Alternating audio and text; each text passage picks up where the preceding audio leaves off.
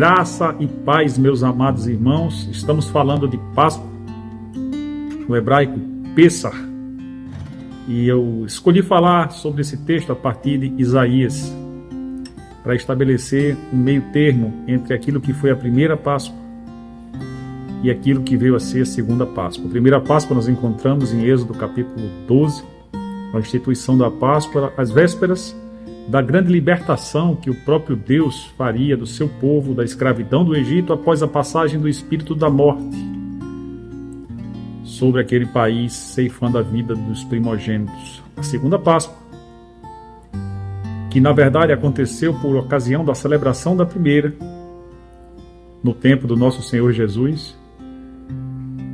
Aquela segunda Páscoa, ela significa para o cristão a redenção, a libertação dos pecados por meio do sacrifício do unigênito de Deus que foi entregue injustamente para ser julgado no lugar dos pecadores que o condenaram. Eu e você, simbolicamente, estamos incluídos nessa relação. E que morreu para que seu sangue nos purificasse de todo o pecado. Entre uma e outra Páscoas, nós encontramos um texto que eu quero chamar a sua atenção, Isaías 66.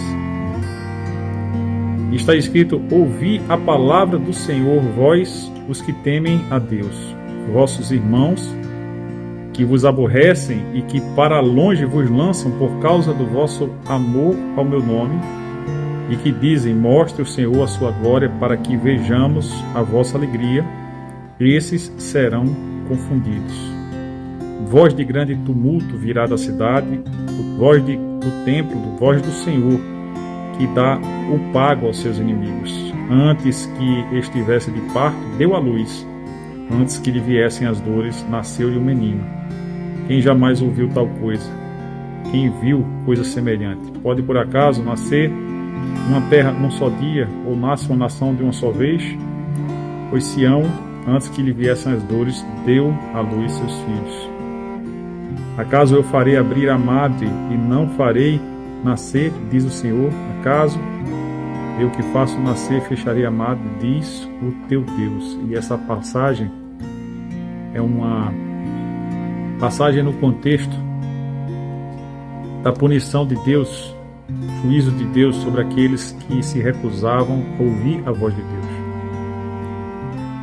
A primeira Páscoa, ela só foi experimentada porque o povo ouviu a voz de Deus quando vivia cativo do Egito na antiguidade.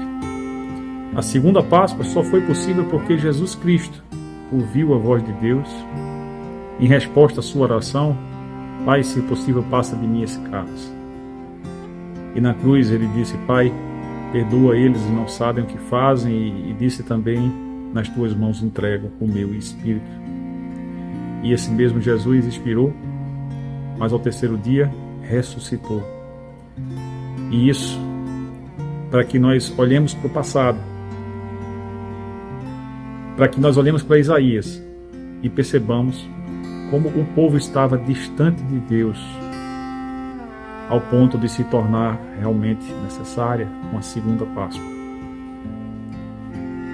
o sacrifício do unigênito de Deus, que escandaliza aqueles que se recusam a ouvir a Deus, mas para aqueles que têm um coração contrito, como diz Isaías 66, são um regozijo para Deus ao viverem uma vida de ouvir a Deus e ao mesmo tempo recebem de Deus um regozijo na medida em que o próprio Deus declara que a sua obra não fica pela metade.